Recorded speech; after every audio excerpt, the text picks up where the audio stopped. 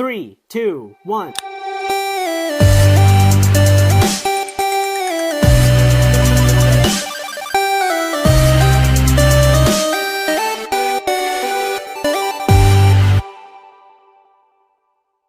Evita, Yulisan Wita. Assalamualaikum guys, ketemu lagi sama aku Gaida di Evita.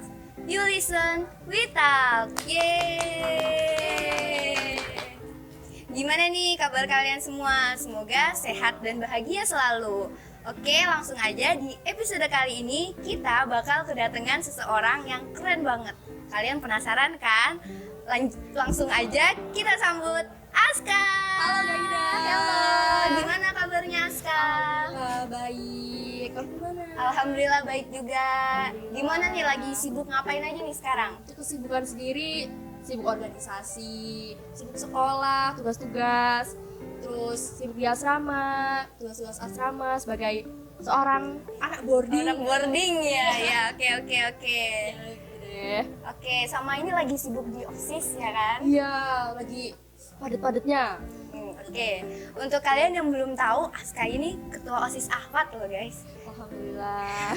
Nah, mumpung lagi ada ketua OSIS Ahwatnya, kita langsung tanya-tanya aja nih tentang OSIS sama Aska. Boleh dong Aska diceritain OSIS itu apa sih? Terus kerjaannya ngapain aja? Terus divisinya juga boleh dijelasin. Oke, untuk OSIS sendiri, OSIS adalah singkatan dari Organisasi Siswa Intrasekolah yang tugasnya itu membantu menjalankan proker-proker yang sudah direncanakan, kemudian membantu menyelenggarakan event, terus mengadakan event untuk para siswa dan masyarakat sekolah gitu. Oke, jadi yang biasanya ngadain event-event itu dari OSIS ya? Iya. Oke. Untuk divisinya nih boleh dijelasin gitu. Ada berapa, ada apa aja gitu. Biar buat temen-temen yang penasaran di rumah gitu kan, jadi bisa tahu sekalian di podcast ini. Oke, untuk divisinya sendiri itu ada 8. Banyak ya 8 ya? Banyak. Lumayan banyak. Iya. Dan kita bahan PH nih jadi 9. Oh, oke. Apa aja tuh? Oke, yang pertama itu dari PH sendiri. PH ini mengontrol program kerja divisi-divisi dan menyelenggarakan event besar. Nah, untuk divisinya nanti dibagi per PJ-nya itu ada yang ambil berapa divisi jadi PJ-nya. Kemudian ya kita ngontrol kendalanya apa, terus mau masalahnya kapan dan lain-lain. Tahu progresnya. Ya, oke. Seperti PH pada umumnya gitu Iya, kan. Ada ketua, bendahara, sekretaris gitu. Betul. Oke. Untuk divisinya nih, kalau boleh tahu. Divisi sendiri yang pertama ada Rohis. Kita tahu Rohis itu pasti yang berbau-bau dengan keagamaan. Prokernya nggak jauh-jauh dari itu. Kemudian ada Kepkes, Iya. kebersihan dan kesehatan. Wah, sehat nih. Iya. Apa tuh? Kepkes ini menyelenggarakan proker-proker pastinya nggak jauh-jauh juga dari kebersihan dan kesehatan. Kayak misal apa ya prokernya tuh? Penasaran nggak? Boleh dong dikasih tahu apa nih prokernya? Bisa mengadakan lomba kebersihan kelas, terus membagikan hand sanitizer. Gitu. Jadi bisa membantu sekolah nyediain alat-alat yang dia tuh ada hubungannya gitu ya sama Betul kebersihan dan sekali. kesehatan. Oke. Selanjutnya ini kan baru 2 nih. Oke, selanjutnya proker yang terjalan itu biasanya dari divisi KWU. KWU. Iya. Wah, apa tuh panjangan KWU? KWU adalah divisi kewirausahaan. Nah, KWU ini tugasnya seperti biasa ya, yang kita tahu kan kewirausahaan pasti yang berbau dengan uang kan. Ya, jualan-jualan. Bener. Ini menambah kas OSIS. Jadi ngasilin dana buat OSIS. Jadi Iya. OSIS nggak selamanya kita nyari dana dari luar atau mungkin dana dari sekolah, kita dapat dari sekolah. Betul. Tapi OSISnya sendiri menghasilkan dana ya dari Iya. KWU ini. Oke. Selanjutnya apa nih? Untuk selanjutnya ada dari Humas. Mas, wah ngapain nih?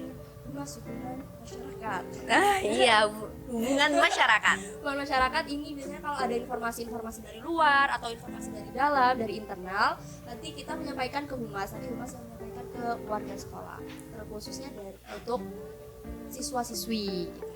Oke. Selanjutnya ada apa lagi nih? Ada Minbat. Minbat. Iya, Apa tuh panjangannya tuh? minat dan bakat. Wih, ngapain aja tuh? Minat dan bakat ini berbau-bau dengan minat dan bakat siswa. Proker-prokernya juga juga yang mengasah keterampilan minat bakat siswa gitu. Jadi kalau ada lomba-lomba yang berbau apa tuh namanya kayak lomba-lomba 17 Agustus gitu kan, terus abis itu lomba-lomba yang itu tuh bikin kita makin kreatif tuh dari Minbat ya. Iya, seperti itu. Oke, selanjutnya ada apa aja? Selanjutnya ada dari Tahasus. Tahasus. Wah, apa nih Tahasus tuh? Ini menarik karena Tahasus sendiri sebenarnya adalah organisasi di Tahasus. Jadi organisasinya itu namanya BES. BES. Iya. BES kepanjangan dari Badan Eksekutif Siswi Tahasus. Oke. Nah, berhubung SMIT ini dibagi menjadi dua, maksudnya kayak tempatnya tuh nggak jadi satu kan? Ada dua program. Iya betul, reguler sama Tahasus. Nah di Tahasus sendiri kan berhubung di sini juga berbeda, jadi ada organisasi sendiri.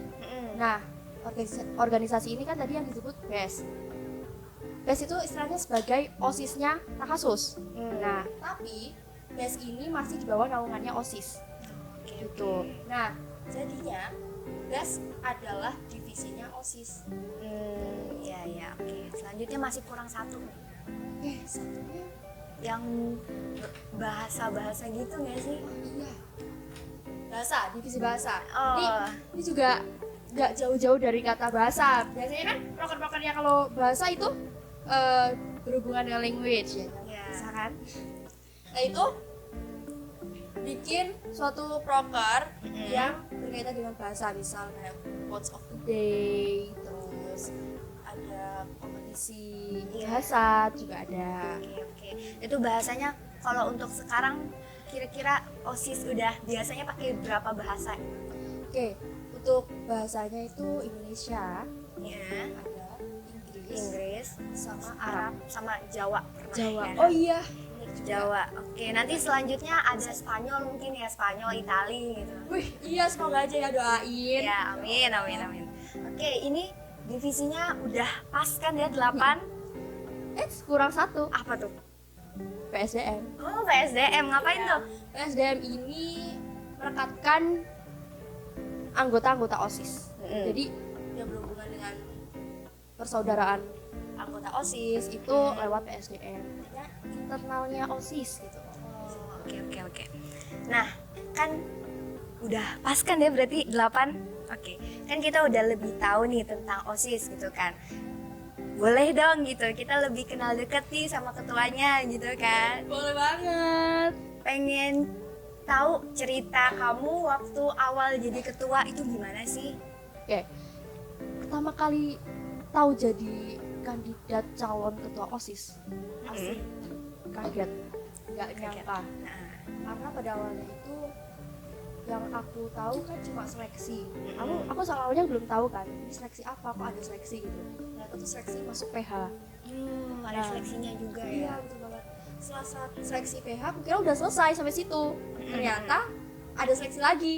Loh kok semakin spesifik, dan ternyata yang seleksi kedua ini adalah seleksi jadi calon ketua OSIS. Oh, jadi Gitu. 2 kali gitu ya Aska Iya, waktu bener itu banget. seleksinya.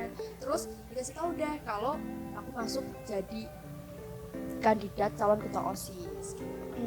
Waktu itu nih kayaknya aku inget gitu. Waktu itu aku pernah lihat kamu orasi gitu. Jadi Iya. gimana sih waktu itu perasaannya? Aku penasaran deh. Asli, itu juga baru pertama kalinya aku ikut orasi dan rasanya pasti deg-degan banget. Deg-degan, tapi alhamdulillah jadi gitu. Alhamdulillah, lancar dan jadi. Iya. Alhamdulillah. Oke. Nah, kan itu waktu kamu udah nyeritain kan tentang waktu kamu jadi orasi itu deg-degan gitu. Iya. Waktu kamu pengumuman rasanya gimana? Apakah lebih deg-degan atau speechless banget gitu? Jujur, ya, speechless banget kayak show aku jadi. Kayak gak nyangka banget. Loh, aku yang jadi tau gitu. Terus apa ya? Pikirku tuh namanya ketua pasti ya kita jadi ketua itu tanggungannya kan berat. Ya tantangannya banyak. Itu aja sih. Ngerasa ada suatu amanah yang harus dipegang. Jaga amanah itu sih. Menurut aku jadi tantangan banget saat tahu kalau aku jadi ketosnya. Oke, tapi dari tantangan itu juga bisa bikin kamu ke arah yang lebih baik lagi kan pastinya. Oke, setelah aku tahu nih perjalanan kamu awal jadi ketua gitu, kan kita udah menjabat lumayan lah ya, lumayan udah malah mendekati akhir malah. Ya. Nah, itu gimana sih kalau misalnya kamu di lapangan nih ketemu perbedaan pendapat gitu, sikap kamu sebagai seorang ketua itu gimana? Oke, biasanya kan yang namanya permasalahan perbedaan pendapat itu banyak terjadi di luar organisasi juga kan. Setiap kalangan juga Benar-benar. pasti pernah ada perbedaan pendapat. Setiap organisasi juga pasti ada namanya perbedaan pendapat. Nah, terus biasanya apa sih yang aku lakuin ketika banyak pendapat-pendapat yang diusulkan? Biasanya lebih membuka forum, kita diskusi, mencari titik tengah, mencari titik pendapat yang menjadi kesepakatan bersama. Misal pendapat A, B, C itu dipersilahkan untuk menyampaikan pendapatnya, kemudian disertai alasan. Kenapa kok alasannya pendapat ini tuh alasannya apa gitu. Kemudian setelah itu, setelah tahu semuanya mengusulkan pendapat itu, Ya intinya ditemuin titik apa temunya gitu, terus nggak langsung ngejudge sama pendapat itu gitu kan, nggak langsung yang terburu-buru lah ya, tergesa-gesa gitu. jadi dengan adanya ngumpulin pendapat dari teman-teman semua dari A, B, C, D, nanti ditemuin mana sih pendapat yang cocok untuk permasalahan ini gitu. Terus akhirnya tercapailah kesepakatan bersama seperti itu. Oke, nah selama kamu jabat nih ya, kan pasti kamu pernah ngerasain gitu fase dimana kamu mungkin lagi sibuk-sibuknya, terus kamu juga capek gitu kan. Nah, apa sih yang kamu lakuin biasanya kalau kamu lagi ngerasain hal itu? Lebih ke bicara sama diri sendiri, kayak kalau ngerasa down dan capek dan lain-lain, pasti aku selalu menangin ke diri aku, selalu ingat sama tujuan awal kamu masuk OSIS itu apa. Terus saya cari motivasi untuk membangkitkan semangat kembali. Oke, nih jadi teman-teman di rumah bisa nih ditiru gitu, cari motivasi yang bisa bikin kita semangat lagi. Oke, kan tadi aku udah nyinggung tentang kesibukan gitu kan, kalau kamu lagi sibuk gitu. Nah, boleh dong diceritain gimana sih cara manajemen waktu kamu, kayak kamu kan OSIS nih gitu. Ya selain OSIS, kamu juga sebagai pelajar belajar, terus habis itu ada kegiatan-kegiatan lain di luar sekolah dan OSIS ini yang kamu ikutin. Gimana sih cara kamu manajemen waktu biar semua itu bisa kejalan dengan balance gitu? Manajemen waktu itu setiap orang beda-beda. Nah, kebetulan aku tuh tipenya bukan yang tertata banget. Misal jam segini harus melaksanain ini, jam segini harus ini, nggak bisa. Tipenya aku tuh bukan seperti itu, dan biasanya aku lebih menargetkan hari ini bisa apa yang aku kerjain tuh apa aja, aku list.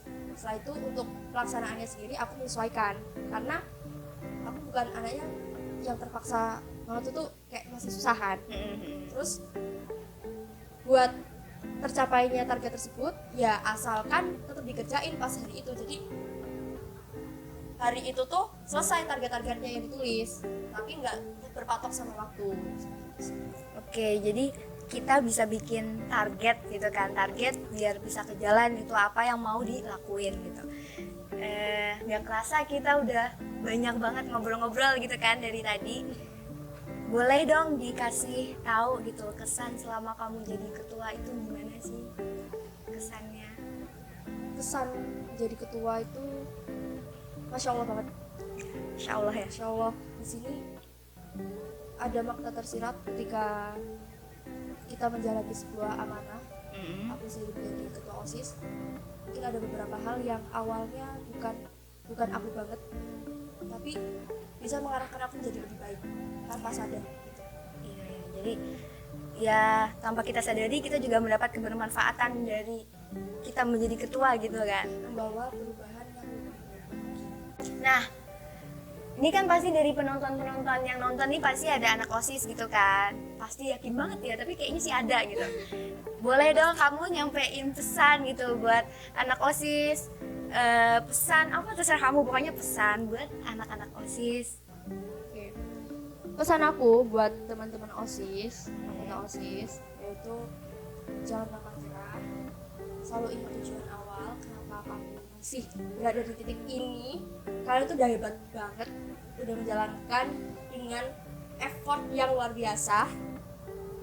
Terus ketika kamu ngerasa capek, lelah, butuh cerita, bisa banget sharing ke aku, karena kita kan sama-sama menguatkan untuk jadi lebih baik. Itu aja sih. Semangat terus. Semangat semuanya buat teman-teman OSIS, buat teman-teman yang nonton di rumah juga. Oke, kayak haus deh, minum dulu ya. Boleh. Bisa nggak bukanya? Bisa.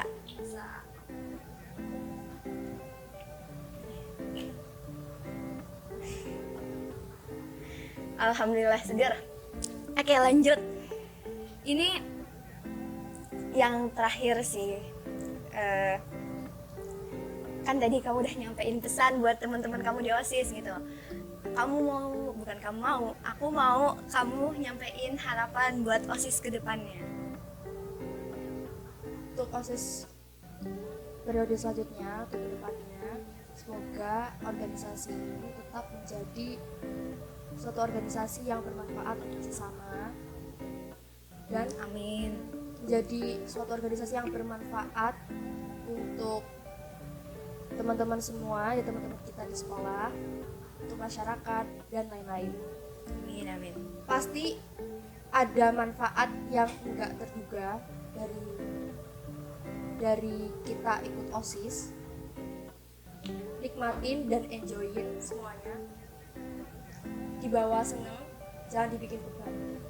Gak kerasa kita udah dari tadi banyak banget ngobrol-ngobrolin tentang OSIS, juga tentang perjalanan kamu. Nah, buat teman-teman yang masih penasaran tentang OSIS SMA ITU Bakar, bisa dicek di sosmednya OSIS di mana, Kak? Instagram @osisABY. Jangan lupa di follow, like sekalian ya banyak.